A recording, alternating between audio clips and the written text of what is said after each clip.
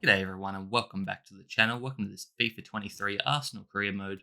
This is episode 34. Make sure to drop a like, comment and subscribe if you enjoy. It really helps me out. And yeah, this is still early on in season 3. And we're going to be starting off on a bit of a somber note. You see there we've actually accepted a transfer offer for Zinchenko. Didn't want to get rid of Zinchenko because he's really Arteta's man. But over the course of simming to season 3, he got a bit upset and submitted a transfer request. So he was going to go either way. So I let him go for a decent fee of 40 million, where his value was 27, I think. Or there it says 25.5. So I'm going to have to get a replacement. So a backup left back for Tierney. But before we do that, we're going to be getting into this game here against Norwich. Should get the 3 points here. You see Jude Bellingham's been on fire recently.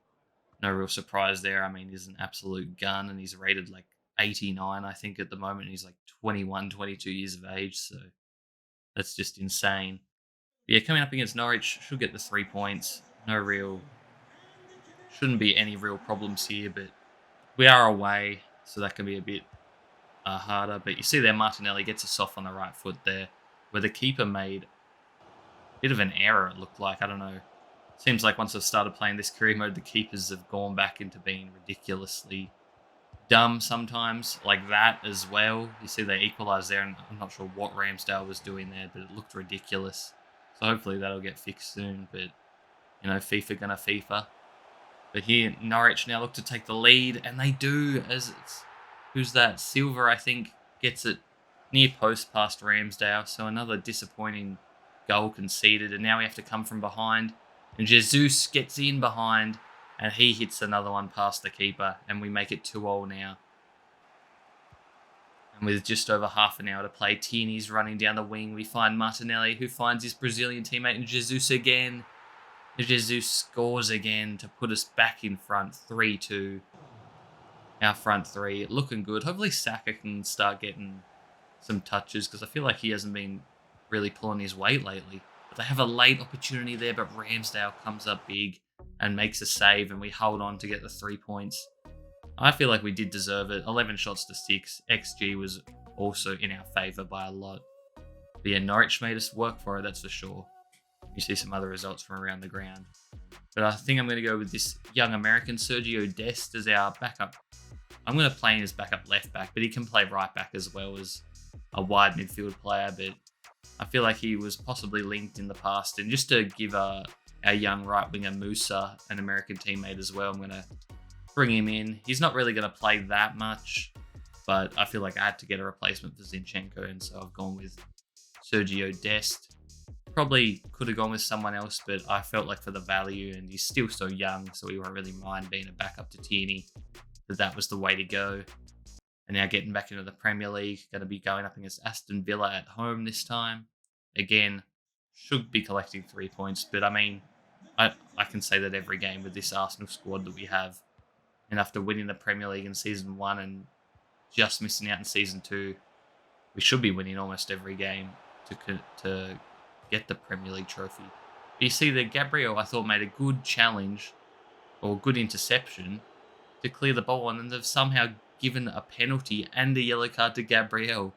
An absolute horrific decision. Where's VAR when you need it? Look, he just kicks Gabriel in the back of the leg and he falls down and he wins a penalty. That's one of the worst decisions I've ever seen. There's going to be Kubo steps up, but Ramsdale with the big penalty save, and justice prevails on that one. Now we look to counter here. Odegaard. Will he go himself? He could take a shot, but he's unselfish. Gives it to Bellingham. And Bellingham's just going to curl that one round the keeper beautifully. And Odegaard, with the unselfish player that he is, made the right decision there. And the captain supplies Bellingham to put us up 1-0. But now it's going to be Aston Villa. Look to equalise right on half-time, and they do. Through Kubo, I believe that is. So he makes up for his missed penalty. And it's 1-0 now. And it's Bellingham down to Tierney, who's made a run forward, and Tierney's going to score. Tierney, not really known for his goal-scoring abilities, but good to see him getting on the board there, and he gets a late winner for us, 2-1. Not many shots in this game at all, and when you look at the stats, we probably got a bit lucky to win that one. But we were just more clinical and got the job done, as you see some results from around the grounds there. This is the main trophy we want this season and in this career mode. We want the Champions League trophy. Disappointingly went out in the quarterfinals, I believe, last season to, I think it was RB Leipzig. And so hopefully we can avenge that and make it further and win the trophy, because it's really the only thing I'm missing. I mean, I think I'm not sure if we won the FA Cup in this series yet, but I know we haven't won the Champions League, and that's for sure. So we want to get that trophy to add to the collection. And group stage, first match is going to be against Bayern Leverkusen. And they're probably, I think we also have Sevilla in our group, so it's a toss-up between Sevilla and Leverkusen for toughest opponent in our group, but we should definitely be topping this group. And from a corner now, you see Jesus with an acrobatic finish there to put us up 1-0 just before the half an hour mark. And then we just ran away with it. Jesus over the top to Erdegaard, and Erdegaard's going to hit one, but it was saved by the keeper. But it's still banging around here. And Martinelli has it now. And what's he going to do? He's going to cut it back to Jesus. And what a finish that was. Posted in, beautifully placed. And Jesus gets his second of the match as we go into the second half now. Bellingham goes sliding in, a dangerous tackle, but it's worked out perfectly as we get to Jesus again. It's saved, falls to Saka, and Saka's going to finish that in a pretty tight angle, but there was no one on the line to stop it. And Saka makes it 3-0, and we're just running away with it now. Declan Rice has it. The CDM finds Tierney, crosses it, and it's beautifully placed to Jesus, who just thumps another one home to secure his hat-trick and to secure the 3 points as we win 4-0. Leverkusen were never really in this game from the jump, and we absolutely dominate them to get the 3 points. As you see, they were on top of the league, only by a little bit by goal difference. Actually, Wolves are in second place, which I was not expecting. But now we have Newcastle, and you see we've rotated the squad quite a bit as we do have quite a few games in the calendar, like scheduled close together just because of the Champions League, and then we're going to have cup games as well coming up soon.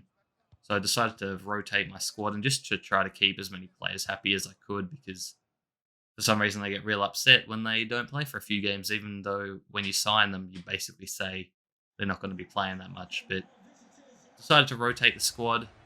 Not sure it's the right game to do it, as we are playing Newcastle at St James's Park, so it's going to be tough.